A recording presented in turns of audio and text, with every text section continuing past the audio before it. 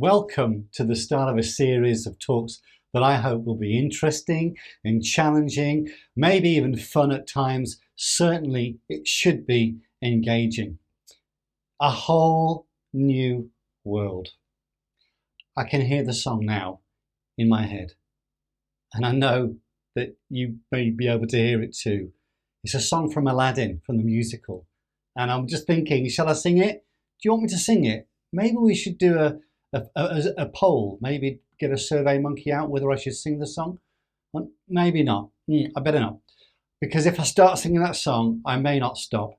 And that's the last thing you want this Sunday morning, is me getting all music theatre on you. The jazz hands might come out and who knows where it will end up. So let's just ignore the song. Whole New World, ignore the song.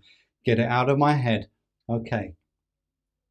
Although I do think that one of the lines from that song is really apt for the world, not just the new world, but a world that we live in now and that we have experienced and seen and continue to experience and see happening all around us.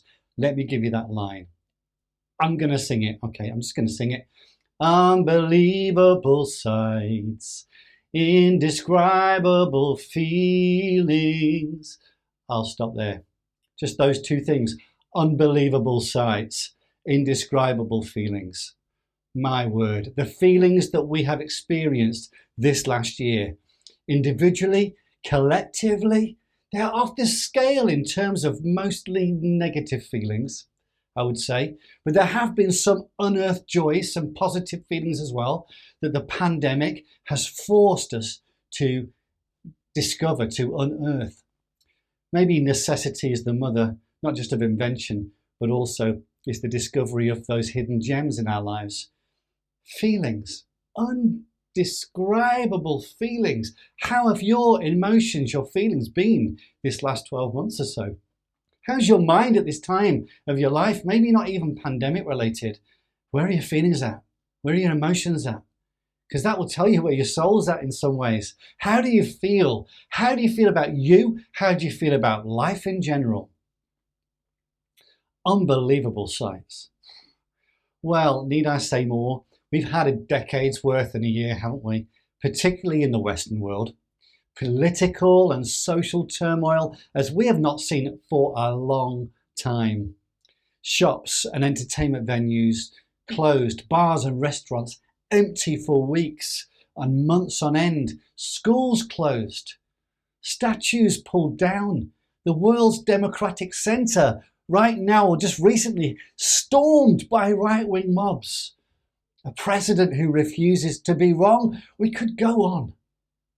That's a whole old world right there, a whole present one too. That's what's happening right now. Unbelievable sights and indescribable feelings. Is it a happy world? Is your world a happy world? Is it working? And when the pandemic eventually has been sufficiently defeated, where's the hope for the future? Are you just going to go back? Are we going to go back to where we were? Or will things have changed? Will there be positive change? How about your world and worldview? Where is your hope? Most of us, we have our values and lifestyles, and they're a patchwork of things we've had instilled in us when we were young, maybe rightly or wrongly. Or perhaps some of us have rebelled against those things of our youth, and we've gone the other way. We've got fresh ideas and counter principles that we live by. And we also hear and imbibe things, don't we, that form us through relationships, through the media, through social media. And most of us, I reckon, construct our own world, and may I say also our own shrines of worship. And we're doing our best to make it through in a decent manner. Please hear me now. I think that you and I, and all who are listening today, we have a longing within us for goodness, for rightness, for acceptance, and to have some kind of communal moral compass that we hold together in society. But who's going to provide that? But I promise you that in these coming weeks, no one's speaking. on this program is going to be wagging a finger at you, but we are people, aren't we, who piece together the random components of what we think is the best way to live. And I've come to the conclusion that when I've done that for my life, and when I see in the world the way it is, we have not done a good job. The world's in deep trouble. I don't know. Maybe you recognize that there may be more. A life that you were made to live, that we were made to live, that we are not quite accessing. Could it be that such a world, such a life together can't just be patched together from this idea and that idea, from this person's speakings and that person's history? It could be that, as once a great mind once said, that we've experienced already and pursued so many things already that we thought would deliver the most in life, and they have let us down. Maybe you've done what you thought was right in life to this point. Maybe you've done what you felt entitled to do. Or perhaps you've been doing the best you can in a difficult life with a difficult hand dealt you. But you know what? Life is not bright and breezy. Whether you have a lot or little, whether you are the one on the top of the pile or the one that's being stood on. Life has its dark spots, and at times it does feel rather gloomy. It's in this context that I want to introduce you to someone who claims to have an answer, a path that you and I can come onto together. We come individually, but we can join on together. It's a plan for life, a vision that doesn't just thrust us into a new future, but takes us way back to where things and how things were supposed to be. A man called John wrote about this person. His name's Jesus. And John introduces him in his book like this. This is the Message version. He says, life was in him, life that made sense of human existence. And in him was the light of life. John writes, and the other gospel writers write about a grounded human being, born into one of the least important places on earth at the time, in a form and a time which gave him zero privileges. He lived for just over 30 years amongst insignificant members of that society of the day. He suffered the blows of the life early on as well, losing his earthly dad, becoming the man of the house, taking responsibility for his mum and his younger siblings, having to learn a trade. He was an ordinary blue-collar tradesman. He did it our way. He was like us. And yet, this man that John writes about was able to deliver a new life to men and women where they were at, just as they were, mostly in a mess. And this is the enduring relevance of Jesus. And if you've ever read the four Gospels, you will know that the powerful and the privileged, the corrupt and the calculating, those are the ones who most hated him. Those who benefited from maintaining the status quo of injustice and oppression, they're the ones who marginalized him. But he said and did things that are resonating through the centuries down to this day. Another one of his followers wrote this of him. Wrote, Jesus came into Galilee announcing the good news from God. He started talking and he announced, all the preliminaries have been taken care of and the rule of God is now accessible to everyone. So review your plans for living and base your life on this remarkable new opportunity. And that's what we're going to be looking at in these coming weeks. Then Jesus went around teaching in the Jewish synagogues and demonstrating, he was teaching there, but he was demonstrating outside the synagogue the power of this whole new world to those who were in the streets, the fields. He healed the sick. He got rid of mental and spiritual issues in people's lives. He broke some religious rules along the way, but he picked up broken men and women and put them back together. And the crowds gathered because what this man was saying in Galilee over 2,000 years ago was backed up by what they were seeing. Matthew, one of the gospel writers and a follower of Jesus, he wrote this in Matthew chapter 5. This is where we're starting, looking at a whole new world.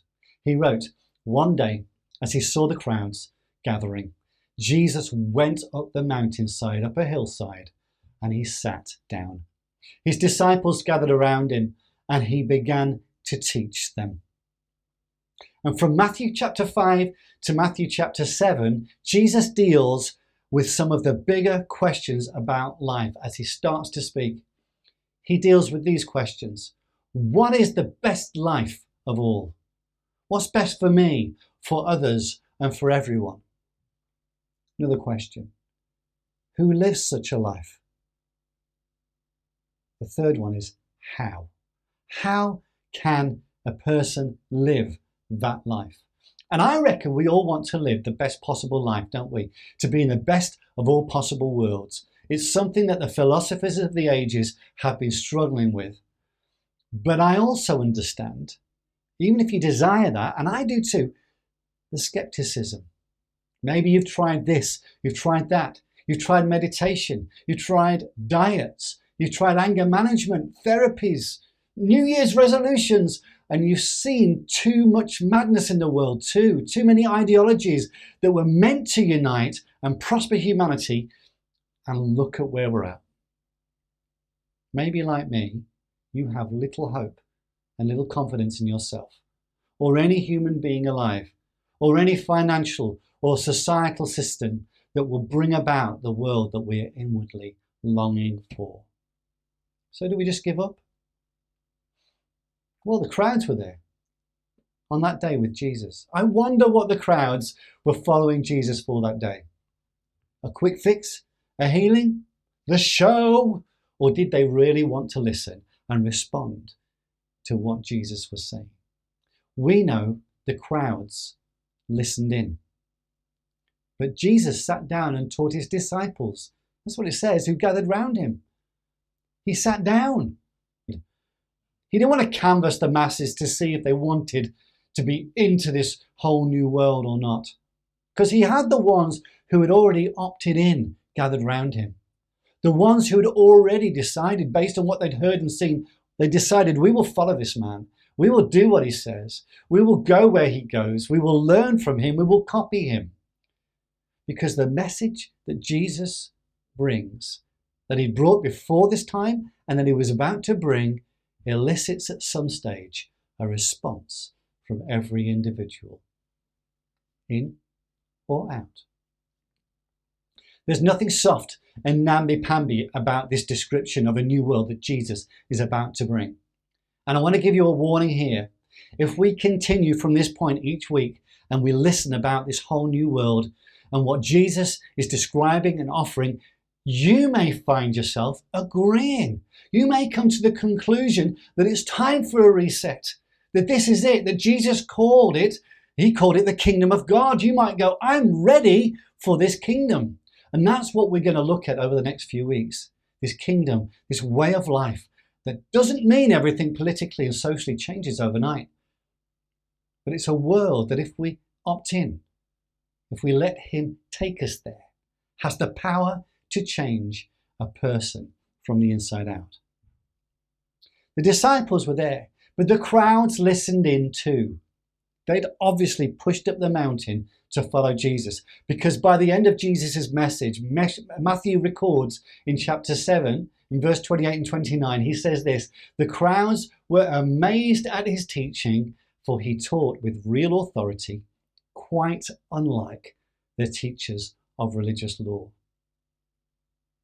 We're going to leave it there today. But here are some questions that you may want to consider before we really get into this next week. You might want to ask yourself, am I ready to listen? To give this person and this plan for a whole new world a fair hearing? Am I ready? Nearly ready? Or a bit of me may be ready to entertain some ideas and principles that may make me cry out, yes, I want to be a part of that world? Am I ready to hear some things that may make me say, that's hard, That's impossible. That means a lot of change. Are you in the front row with the disciples on the hillside right now? Or are you halfway up, edging closer near the front of the crowd as you start to hear Jesus speak? Or are you right at the back of the crowd, not even sure if you're going to join in, but somehow you're interested, you are drawn, you're intrigued to know more? Well, wherever you're at, today you can talk to God directly. You can talk to him and tell him where you're at in that crowd. You can tell him your skepticism, your disappointments, your views about life. You can tell him the way that you see things, and I want to encourage you to do that. And then I want to ask you this: are you ready to listen? Not to me, not necessarily just to the speakers who are going to be sharing these next few weeks, but to listen into the words of Jesus and to prepare for the possibility of a whole new world being opened up before you. Join us next week for the first shocking sign of success in this whole new world that Jesus talks about.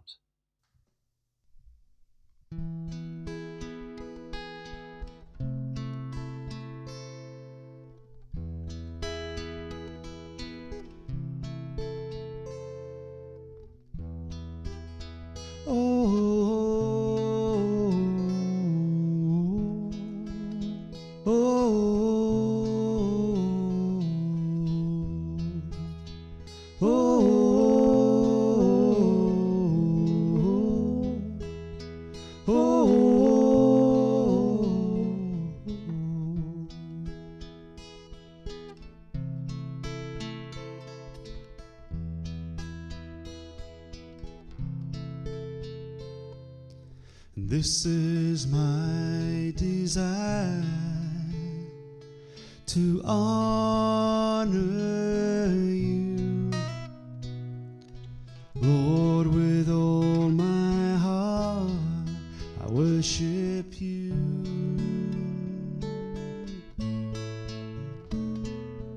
All I have within me, I give you praise. All that I adore is in you.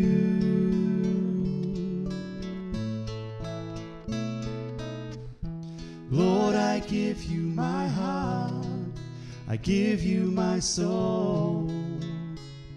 I live for you.